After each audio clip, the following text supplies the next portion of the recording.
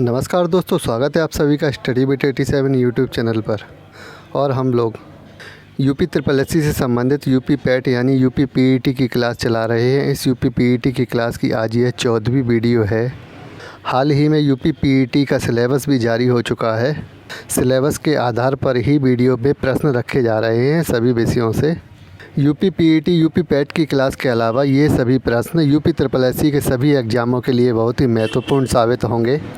Video शुरू करने से पहले एक बात और भी आपको बताना चाहूँगा कि हमारे चैनल पर उत्तर प्रदेश लेखपाल के ग्राम समाज और विकास से संबंधित नोट्स पर आधारित वीडियो भी कवर की जा रही हैं, जिन्हें आप प्लेलिस्ट में जाकर चेक कर सकते हैं। तो चलिए शुरू करते हैं वीडियो को। पहला प्रश्न हमारा इतिहास के आधुनिक भारत से संबंधित है। आधुनिक भारत के इतिहास में ऑपरेशन जीरो का आवर का संबंध किससे है? बहुत ही महत्वपूर्ण प्रश्न है। तो ऑपरेशन जीरो आवर जो है महात्मा गांधी एवं कांग्रेसियों की गिरफ्तारी से चलाया गया ऑपरेशन था। यह अंग्रेज़ों द्वारा चलाया गया था, तो इसके विषय में जान लेते हैं। 8 अगस्त 1942 को बॉम्बे के ग्वालियर टैंक मैदान में गांधी जी ने भारत छोड़ो आंदोलन के प्रारंभ में करो या मरो का नारा दिया और इस आंदोलन के प्रारंभ करने पर अंग्रेज़ काफ़ी डर गए। उन्होंने गांधी जी और इन कांग्रेसियों को गिरफ़्तार करने के लिए 9 अगस्त को प्रातः ही गिरफ्तारी के लिए ऑपरेशन जीरो आवर चलाया और इस ऑपरेशन के तहत गांधी जी को गिरफ्तार कर पुणे के आगा खां महल में रखा गया है। यह प्रश्न भी परीक्षाओं में पूछा जाता है कि ऑपरेशन जीरो पावर के दौरान जब महात्मा गांधी को गिरफ्तार किया गया तो किस जेल में रखा गया? तो याद रखिएगा, पुणे के आगा खां महल में इनको बंदी करके रखा गया था। यूपी पैट के सिलेबस में गांधी युग से कई प्रश्न दिए गए हैं जो परीक्षाओं में पूछे जाएंगे। पिछली जो भी हमारी 13 वीडियो हैं उनमें हमने गांधी युग और आधुनिक भारत से संबंधित महत्वपूर्ण प्रश्नों को कवर किया है, जिन्हें आप प्लेलिस्ट में जाकर चेक कर सकते हैं। और वीडियो आगे बढ़ाने से पहले एक बात और भी कहना चाहूँगा, जिन लोगों ने अभी तक चैनल को सब्सक्राइब नहीं किया, इस प्रकार की वीडियो आगे पाने के लिए चैनल को सब्सक्राइब ज़रूर कर लें। चलिए देखते हैं अगला प्रश्न। अगला प्रश्न सामान्य हिंदी पर आधारित है। शिशुपाल बधम किस संस्कृत महाकवि की रचना है? तो ये महाकवि माध्य हैं, बहुत ही महत्वपूर्ण कवि हैं संस्कृत और हिंदी साहित्य के। महाभारत में युधिष्ठिर के राजसूय यज्ञ एवं चेदी नरेश शिशुपाल के ऊपर वर्णित शिशुपाल बधम रचना संस्कृत के महाकवि माध्य की एकमात्र रचना है। तो बहुत ही महत्वपूर्ण एकमात्र इनकी रचना है। इस एकमात्र रचना के आधार पर ही इन्होंने हिंदी साहित्य में प्रसिद्धि पाई है। तो याद रखिएगा, महाकवि माध्य के विषय में इनकी एकमात्र यह रचना अक्सर परीक्षाओं में पूछी जाती है। इसके अलावा इनके विषय में एक महत्वपूर्ण बात और भी है कि महाकवि माध्य सर्वश्रेष्ठ संस्कृत महाकवियों के संकलन त्रयी में शामिल है। तो एक महाकवियों का संकलन है जिसमें 3 साहित्यकारों को रचना गया है सर्वश्रेष्ठ संस्कृत महाकवियों को, तो जिनमें कालिदास, भारवी और माध्य शामिल हैं। यह भी प्रश्न पूछा जाता है, कई बार परीक्षाओं में पूछा गया है कि 4 ऑप्शन में एक संस्कृत का कोई अलग कवि दे देते हैं और पूछा जाता है कि त्रयी में कौन से महाकवि शामिल नहीं हैं। तो इन तीनों महाकवियों के विषय में आपको याद रखना है कौन कौन से हैं, कालिदास, भारवी और माध्य। चलिए देखते हैं अगला प्रश्न। इतिहास के प्राचीन काल पर आधारित प्रश्न है चेर वंश से संबंधित। तो चेर वंश पर आधारित 2-3 प्रश्न अक्सर परीक्षाओं में पूछे जाते हैं, उन तभी प्रश्नों को हम इस प्रश्न में कवर करेंगे। तो देखते हैं प्रश्न है, चेर वंश के किस शासक ने महाभारत के योद्धाओं को भोजन कराया या भोजन पर निमंत्रण दिया? तो ये था उदयनजेरल, चेर वंश का महत्वपूर्ण शासक। चेर वंश के शासक उदयनजेरल ने विशाल भोजनालय का निर्माण कराया था और इसने ही महाभारत के योद्धाओं को इस भोजनालय में भोजन के लिए निमंत्रण भेजा था, भोजन कराया था। और इसके अलावा चेर वंश का एक महत्वपूर्ण शासक और भी है। चेर वंश के सबसे प्रमुख शासक सेन गुट्टवन को लाल चेर के नाम से भी जाना जाता है।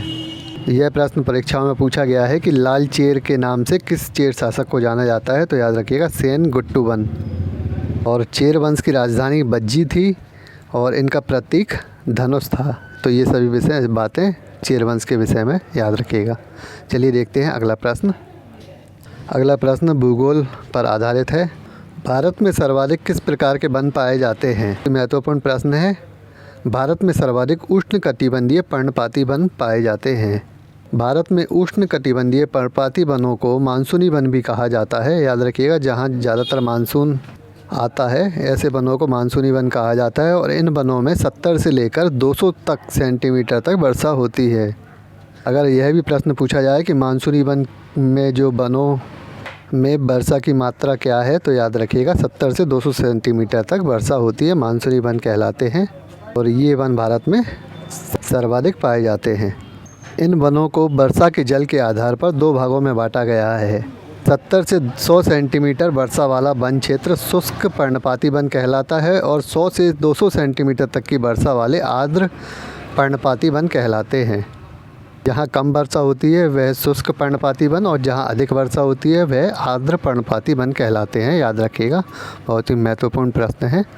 देखिए, अप्रैल और मई माह तक यह यूपी पैट की जो एग्ज़ाम है वह हो जाएगा। शासन द्वारा इसको कराए जाने के निर्देश दे दिए गए हैं। जिन लोगों की अभी तक तैयारी नहीं है वे तैयारी ज़रूर कर लें। सिलेबस आप देख ही चुके होंगे। और अभी फ़िलहाल हमारे चैनल पर मैथ और रीजनिंग की क्लास को छोड़कर बाकी सभी विषयों पर आधारित क्लास चलाई जा रही हैं। तो बाकी सभी विषयों की तैयारी आप इस चैनल से कर सकते हैं। चलिए देखते हैं अगला प्रश्न। तो अगला प्रश्न हमारा इतिहास के मध्यकालीन भारत पर आधारित है। फतेहपुर सीकरी किले की सबसे ऊंची इमारत कौन सी है? तो याद रखिएगा, फतेहपुर सीकरी किले की जो सबसे ऊंची इमारत है वह पंचमहल है। मुग़ल बादशाह अकबर ने पंचमहल का निर्माण फतेहपुर सीकरी में करवाया था। इस पंचमहल को हवा महल भी कहा जाता है। देखिए, जयपुर का हवा महल अलग है और यह फतेहपुर सीकरी का हवा महल है। ज़्यादातर इसे पंचमहल के रूप में ही जाना जाता है। और पंचमहल के विषय में विशेष बात यह है कि पंचमहल का निर्माण कुल 176 स्तंभों पर किया गया है। इसमें कहीं भी दीवार का निर्माण नहीं किया गया। तो पंचमहल जो बनाया गया है इसमें कहीं भी दीवार नहीं है, केवल स्तंभों पर केवल छत रखी हुई है। और इसी प्रकार 5 मंजिला यह इमारत है। केवल 176 खंभे शामिल हैं जिन पर यह इमारत बनी हुई है और यह एक पिरामिड के आकार की है। इस प्रकार की विशेष इमारतों पर अक्सर प्रश्न परीक्षाओं में पूछे जाते हैं। जो इमारत किसी विशेष रूप से बनाई गई है या उसमें किसी प्रकार की विशेषता हो। चलिए देखते हैं अगला प्रश्न, सामान्य विज्ञान पर आधारित है। अस्थि को पेशी से जोड़ने का कार्य किसके द्वारा किया जाता है? बहुत ही महत्वपूर्ण प्रश्न है और यह प्रश्न हाल ही की कई परीक्षाओं में पूछा भी गया है। तो इस प्रश्न के विषय में सभी जानकारी प्राप्त करते हैं इस प्रश्न में। तो याद रखिएगा, अस्थि को पेशी से जोड़ने का कार्य कंडरा द्वारा किया जाता है। प्रश्न में अस्थि की जगह हड्डी भी दिया हो सकता है, तो दोनों एक ही बात है, याद रखिएगा। तो हड्डी अथवा अस्थि को पेशी से जोड़ने का कार्य कंडरा अथवा कंडार, कई जगह पे कंडार भी लिखा गया है, जिसे इंग्लिश में टेंडन भी जाना जाता है, टेंडन के द्वारा किया जाता है। तो याद रखिएगा, कंडरा हो या टंडन भी लिखा हो सकता है परीक्षाओं में। इंग्लिश में भी कई नाम हिंदी में यूँ ही दिए रहते हैं। और इसके अलावा एक प्रश्न और भी पूछा जाता है कि अस्थि से अस्थि को जोड़ने वाली अथवा अस्थि से अस्थि को जोड़ने वाला कार्य किसके द्वारा किया जाता है? तो यह भी याद रखिएगा, स्नायु द्वारा किया जाता है, जिसे इंग्लिश में लिगामेंट भी कहते हैं। पर एक बार आपको बता देते हैं, हड्डी से पेशी को जोड़ने वाले तंत्र को कंडरा कहा जाता है। हड्डी से हड्डी को जोड़ने वाले को स्नायु अथवा लिगामेंट कहा जाता है। और एक महत्वपूर्ण बात और भी है कि हड्डी बनने की जो प्रक्रिया है उसे ओसिफिकेशन कहते हैं। अर्थात हड्डी के निर्माण होने या हड्डी बनने की जो प्रक्रिया है वह ऑसिफिकेशन कहलाती है। तो ये सभी महत्वपूर्ण पॉइंट थे इस विषय में। चलिए अगला प्रश्न देख लेते हैं। अगला प्रश्न राजनीति शास्त्र पर आधारित है। राज्यसभा का पदेन सभापति कौन होता है? तो राज्यसभा का पदेन सभापति उपराष्ट्रपति होता है। और उपराष्ट्रपति पर आधारित जो प्रश्न परीक्षाओं में बनते हैं उन पर भी जानकारी देख लेते हैं। अनुच्छेद 63 में भारत में एक उपराष्ट्रपति होने की बात कही गई है। तो याद रखिएगा, उपराष्ट्रपति का पद भी संविधान में वर्णित है और अनुच्छेद 63 में यह पद वर्णित है।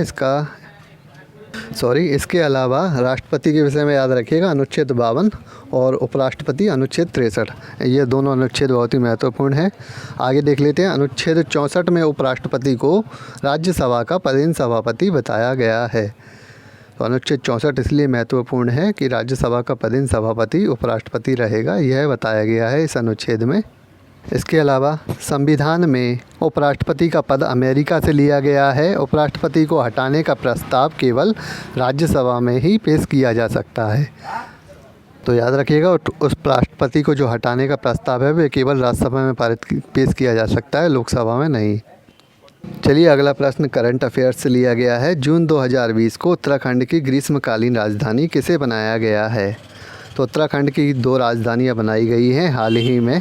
जून 2020 में इसकी ग्रीष्मकालीन राजधानी अलग की गई है, जिसे गैरसैंण के रूप में जानते हैं। यानी कि गैरसैंण जो है यह ऐसा क्षेत्र है जिसे ग्रीष्मकालीन राजधानी नियुक्त किया गया है उत्तराखंड की। हाल ही में उत्तराखंड में जो त्रासदी हुई है वह यहीं निकट है, चमोली ज़िले में ही, और चमोली ज़िले में ही गैरसैंण क्षेत्र आता है। उत्तराखंड की राज्यपाल बेबी मौर्य ने 8 जून 2020 को उत्तराखंड के चमोली ज़िले में स्थित गैरसैंण को उत्तराखंड की ग्रीष्मकालीन राजधानी घोषित किए जाने की अनुमति दी है। 8 जून को यह अनुमति दी है राज्यपाल ने। और आंध्र प्रदेश, हिमाचल प्रदेश, महाराष्ट्र और जम्मू कश्मीर के बाद उत्तराखंड 5वां ऐसा राज्य बन गया है जिसकी 2 राजधानियां हैं। तो हमारी इन वीडियो में जो चल रही हैं इनमें हम 10 विषयों से संबंधित 10 प्रश्न प्रत्येक वीडियो में लेकर आते हैं, जो सभी विषयों पर आधारित हैं और सभी परीक्षाओं के लिए भी बहुत ही महत्वपूर्ण है। तो इन सीरीज को आप ज़रूर लगा लें और प्रश्नों को इन वीडियो के माध्यम से आप अपने नोट्स में तैयार कर लें, यानी इनको लिख लें, जिनका रिवीजन भी समय समय पर करते रहिए। चलिए देखते हैं अगला प्रश्न हमारा उत्तर प्रदेश स्पेशल पर आधारित है। भारत का प्रथम ट्रांसजेंडर विश्वविद्यालय उत्तर प्रदेश के किस ज़िले में खोला गया है? तो बहुत ही महत्वपूर्ण प्रश्न है और हाल ही में जो विश्वविद्यालय चर्चाओं में रहे हैं उन सभी पर विश्वविद्यालयों पर की जानकारी को हमने इस प्रश्न में रखा है। तो याद रखिएगा, उत्तर प्रदेश के कुशीनगर ज़िले में प्रथम ट्रांसजेंडर विश्वविद्यालय खोला गया है। यह भारत का प्रथम विश्वविद्यालय है इस प्रकार का ट्रांसजेंडर विश्वविद्यालय। हाल में केंद्रीय गृह मंत्रालय ने राष्ट्रीय पुलिस विश्वविद्यालय की स्थापना नोएडा में किए जाने की घोषणा की है।